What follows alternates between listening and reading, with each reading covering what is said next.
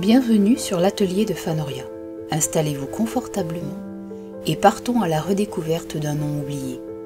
L'histoire de l'art regorge de figures emblématiques dont le génie a marqué leur époque, mais dont le nom reste parfois méconnu du grand public. Nous allons essayer, au fil des podcasts, de les redécouvrir doucement. Sophonisba Anguissola, artiste italienne de la Renaissance, est l'une de ces figures oubliées. Née dans une famille noble au XVIe siècle, elle a su imposer sa singularité dans un univers dominé par les hommes, devenant ainsi l'une des premières femmes peintres reconnues pour son talent exceptionnel dans la peinture du portrait. À travers ce podcast, nous explorerons en détail sa vie, son parcours artistique, les obstacles qu'elle a dû surmonter et l'influence durable de son œuvre sur l'art occidental. Nous verrons comment, malgré un contexte social et culturel défavorable, Sophonisba a su développer un style raffiné, capturant l'essence de ses sujets avec une sensibilité et une virtuosité remarquables. De son apprentissage à Florence, au cours de la cour d'Espagne, chaque étape de sa vie révèle autant de défis que d'innovations. Plongeons dans l'univers de cette artiste d'exception pour redonner à son nom la place qu'elle mérite dans le panthéon de la Renaissance. La Renaissance, mouvement culturel et artistique qui balaye l'Italie du XVe au XVIe siècle, est une période de redécouverte des savoirs antiques, d'innovation artistique et d'exploration intellectuelle. Dans ce contexte, l'art devient un vecteur de transformation sociale et culturelle, et la ville de Florence se révèle être l'un des foyers de cette révolution. Les artistes, mécènes et intellectuels y se croisent et se nourrissent mutuellement, donnant naissance à des chefs-d'œuvre qui résonnent encore aujourd'hui. Dans ce climat bouillonnant d'idées, la question du rôle des femmes dans la création artistique est pourtant complexe. La société de l'époque, largement dominée par des valeurs patriarcales, offre peu d'opportunités aux femmes pour accéder au milieu artistique. Cependant, certaines familles nobles, comme celle des Anguissola, ouvrent malgré tout une porte à leurs filles, permettant à des talents comme Sophonisba de s'exprimer et de se former. Sophonisba Anguissola naît vers 1532 dans une famille aristocratique de Cremona. Ses parents, Amilcare Anguissola et Bianca Ponzoni, valorisent l'éducation et le raffinement et encouragent leurs enfants à cultiver des savoirs divers. Parmi ses frères et sœurs, Sophonisba se distingue très tôt par son intérêt pour le dessin et la peinture, des activités alors considérées comme des passe-temps raffinés, mais rarement envisagées comme des carrières professionnelles pour une femme. La famille Anguissola, consciente des atouts de sa fille, investit dans une éducation soignée qui inclut non seulement les lettres et les arts, mais aussi les bonnes manières et les compétences nécessaires à la vie de cour. Cette éducation atypique, qui dépasse largement les standards pour les femmes de l'époque, offre à Sophonisba un accès privilégié au monde des arts. Dès son plus jeune âge, elle apprend auprès de maîtres locaux et bénéficie du soutien de son entourage familial pour développer ses talents. On raconte que dès l'enfance, Sophonisba passait des heures à observer et reproduire les détails de la nature qui l'entourait, des fleurs du jardin familial au visage des domestiques, capturant avec une acuité rare l'essence des expressions humaines. Ce penchant pour le détail préfigurera la virtuosité de ses futurs portraits. La formation artistique de Sophonisba débute dans sa ville natale, où elle se familiarise avec des techniques du dessin et de la peinture. À une époque où l'apprentissage était principalement réservé aux hommes, elle trouve dans sa famille une ouverture d'esprit qui lui permet de bénéficier d'un enseignement artistique de qualité. Les premiers dessins et esquisses de Sophonisba témoignent d'un talent naturel pour la composition, la lumière et l'observation du geste humain. Peu de temps après, sa famille déménage à Milan, où l'effervescence artistique de la ville offre de nouvelles opportunités. Milan, avec ses mécènes et ses artistes réputés, devient un creuset idéal pour parfaire son art. C'est ici que Sophonisba entre en contact avec les grands maîtres de la Renaissance et qu'elle commence à se forger une réputation dans le milieu artistique local. Au cœur de la Renaissance, le portrait devient une forme d'expression artistique de plus en plus raffinée. Les artistes s'efforcent de capturer non seulement l'apparence physique de leur sujet, mais aussi leur personnalité, leur statut et leur histoire. Sophonisba, en pleine émergence, s'inspire des œuvres de grands maîtres tels que Léonard de Vinci et Raphaël, qui ont révolutionné la manière de représenter l'être humain à travers le sfumato ou la composition harmonieuse. Les techniques qu'elle développe se caractérisent par une grande délicatesse et une précision minutieuse. Dans ses portraits, elle réussit à insuffler une âme à ses sujets à travers des regards subtils et des expressions nuancées qui témoignent de sa compréhension profonde de la psychologie humaine. Cette approche novatrice lui vaudra par la suite la reconnaissance des cours royales, où l'art du portrait revêt une importance particulière. L'une des particularités de l'histoire de Sophonisba est l'implication de sa famille dans son parcours artistique. Sa sœur, également formée aux arts, ainsi que d'autres membres de la famille, participent activement à la diffusion de son talent. Cette solidarité familiale, inhabituelle pour l'époque, contribue à créer un environnement propice à l'expression artistique féminine. Contrairement à la vision traditionnelle de l'époque, la famille Anguissola considère l'éducation artistique comme un moyen d'émancipation pour leur fille. Ce choix audacieux permet à Sophonisba de se positionner en tant qu'artiste à part entière et non comme une simple dilettante. Ce soutien familial est l'un des facteurs clés de sa réussite, illustrant l'importance de l'environnement éducatif dans l'épanouissement des talents féminins. La reconnaissance du talent de Sophonisba Anguissola se concrétise avec son entrée à la cour d'Espagne, au service d'Isabelle d'Autriche, épouse de Philippe II.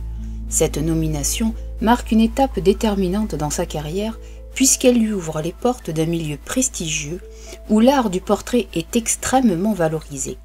À la cour espagnole, elle est amenée à peindre des portraits de la famille royale et de leurs proches, capturant non seulement l'apparence, mais aussi le caractère et la dignité de ses sujets.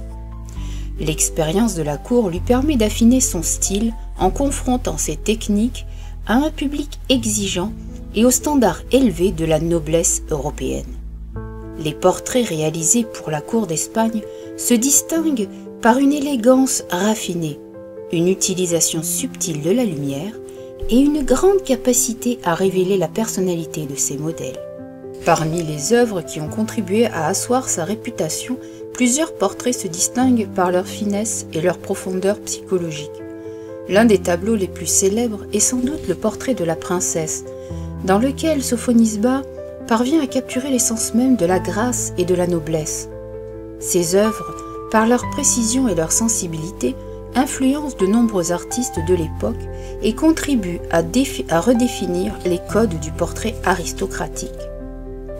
Dans l'un de ces portraits, la douceur du regard de son modèle, associée à un traitement délicat des drapés et des textures, crée une atmosphère intimiste et raffinée. Chaque détail, de la teinte des yeux au jeu d'ombre et de lumière sur le visage, témoigne de l'approche méthodique et innovante de Sophonisba. La vie à la cour d'Espagne n'est pas sans ses péripéties. Plusieurs anecdotes rapportent des moments où Sophonisba aurait dû défendre son travail face à des critiques acerbes ou des rivalités entre artistes. Une histoire célèbre raconte qu'un jour, lors d'un repas de cour, un noble sceptique déclara que l'art féminin ne pouvait rivaliser avec celui des hommes. Plutôt que de se laisser intimider, Sophonisba répondit par un portrait qui fit taire toute la salle, prouvant ainsi que son talent était indéniable. Ces récits, souvent relayés par des chroniques de l'époque, illustrent la force de caractère de l'artiste et son aptitude à transformer les obstacles en opportunités de briller. Ils témoignent également d'une réalité trop fréquente, la remise en question systématique des compétences des femmes dans un univers dominé par des hommes. L'un des aspects les plus remarquables de l'œuvre de Sophonisba Anguissola réside dans sa capacité à révéler la psyché de ses modèles, contrairement à de nombreux portraits de son temps qui se contentaient d'une représentation figée des apparences. Sophonisba cherchait à capturer l'âme et la personnalité de ses sujets.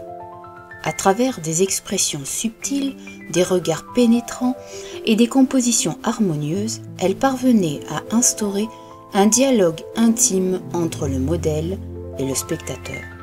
Cette approche novatrice repose sur une observation minutieuse et une sensibilité rare aux nuances de l'expression humaine. Ces portraits, qu'ils soient destinés à la cour ou à des collectionneurs privés, se distinguent par leur authenticité et leur capacité à transmettre une émotion sincère. On y trouve parfois des détails presque imperceptibles, comme un léger sourire ou un regard mélancolique, qui en disent long sur l'état d'âme du modèle. La lumière occupe une place centrale dans la technique de Sophonisba.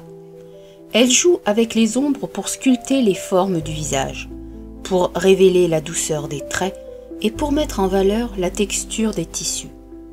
Cette maîtrise de la lumière contribue à créer des atmosphères intimes et chaleureuses qui confèrent à ses œuvres une dimension poétique et intemporelle. Les couleurs, quant à elles, sont choisies avec une grande précision. Sophonisba n'hésite pas à utiliser des teintes subtiles pour exprimer la délicatesse des émotions et pour accentuer la luminosité des portraits. Ce soin, apporté aux détails chromatiques alliés à une technique de peinture raffinée, a permis à l'artiste de se forger une signature visuelle unique qui influence encore aujourd'hui la manière dont le portrait est abordé dans l'art. Chaque tableau de Sophonisba Anguissola témoigne d'une composition étudiée avec minutie. L'agencement des éléments, la disposition des figures et l'équilibre des proportions reflètent une connaissance approfondie des principes de l'art de la Renaissance. L'artiste utilise souvent des cadrages qui rapprochent le spectateur du modèle, créant ainsi une intimité presque palpable. L'harmonie des formes se retrouve également dans l'attention portée aux détails décoratifs.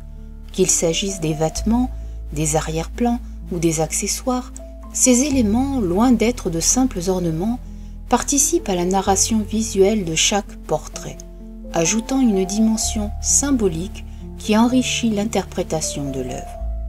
La vie de Sophonisba Anguissola est intimement marquée par les obstacles liés à son genre. Dans une société qui confine généralement les femmes au rôle domestique et qui considère l'art comme un domaine réservé aux hommes, elle doit lutter quotidiennement pour se faire une place et faire valoir son talent. Les préjugés de l'époque ne tardent pas à se manifester, et l'artiste se retrouve souvent à devoir justifier la qualité et la légitimité de son travail. Ces obstacles, loin d'être des freins, deviennent pour elle des sources de motivation. Sophonisba puise dans la rigueur de son travail et dans sa détermination pour surpasser les limitations imposées par la société. Sa réussite à la cour d'Espagne et la reconnaissance de ses pairs témoignent de sa capacité à transformer l'adversité en une force créatrice, ouvrant ainsi la voie à d'autres femmes artistes. Même lorsqu'elle obtient des postes prestigieux, comme celui de peintre de cour, Sophonisba se heurte à des critiques qui minimisent son apport. Des chroniqueurs et des critiques d'art de l'époque ont parfois relégué son œuvre à une catégorie féminine, laissant entendre qu'elle ne pouvait rivaliser avec les grands maîtres masculins. Cette remise en question perpétuelle de son talent fait partie intégrante de sa lutte contre la reconnaissance. Des correspondances de la cour espagnole révèlent que, malgré l'admiration pour ses portraits, certains membres de l'entourage royal exprimaient des réserves quant à la nature féminine de son art. Ces remarques, aujourd'hui perçues comme profondément injustes, illustrent la barrière invisible que Sophonisba devait sans cesse abattre pour asseoir sa légitimité. Le succès de Sophonisba, bien que remarquable de son vivant, a été en partie éclipsé par les récits historiques dominés par des figures masculines. Pendant des siècles, son nom a été relégué aux marges des grandes encyclopédies de l'art, et ce n'est que récemment que l'on commence à redécouvrir l'importance de sa contribution. Ce phénomène témoigne non seulement des préjugés de l'époque, mais aussi de la nécessité de réécrire l'histoire de l'art pour y intégrer toutes les voix. Au cours des dernières décennies, une véritable reconnaissance autour de Sofonisba Anguissola s'est opérée dans le domaine des études artistiques. Des recherches approfondies, des expositions consacrées et la publication de monographies lui ont permis de retrouver une place légitime dans le récit de la Renaissance. Les historiens d'art mettent désormais en lumière non seulement sa virtuosité technique, mais aussi son rôle de précurseur pour les femmes dans le milieu artistique. Une récente exposition consacrée aux femmes de la Renaissance a réuni de nombreux tableaux attribués à Sofonisba, révélant des facettes jusque-là méconnues de son œuvre. Ces travaux montrent l'évolution de son style, sa capacité à renouveler sans cesse son approche du portrait et l'influence qu'elle a pu exercer sur des artistes postérieurs. L'héritage de Sofonisba Anguissola ne se limite pas à une reconnaissance posthume. Il se retrouve également dans l'inspiration qu'elle offre aux artistes contemporains. Nombreuses sont les femmes peintres et illustratrices qui citent en exemple son parcours audacieux et son approche innovante du portrait. Par son œuvre, Sofonisba ouvre la voie à une réappropriation du rôle des femmes dans l'art, inspirant des initiatives qui visent à briser les barrières du genre encore présentes aujourd'hui. De nombreux témoignages de femmes artistes contemporaines font écho aux difficultés rencontrées par Sofonisba. Elle souligne combien son parcours est porteur d'un message d'espoir et de résilience. Ces artistes, qu'elles soient peintres, illustratrices ou sculptrices, rappellent que la détermination et la passion de Sofonisba continuent d'ouvrir des perspectives nouvelles, en particulier dans un monde où l'égalité des genres dans les arts demeure un combat constant. Lors d'un colloque sur l'art et le genre, une jeune artiste a expliqué que découvrir l'œuvre de Sofonisba avait été pour elle une révélation, une preuve que malgré les obstacles, il est possible de faire entendre sa voix. Ce récit personnel illustre parfaitement l'impact durable de la figure de Sofonisba sur les nouvelles générations. L'œuvre de Sofonisba Anguissola se situe à la croisée des chemins entre l'art pour l'art et l'art comme vecteur de revendication.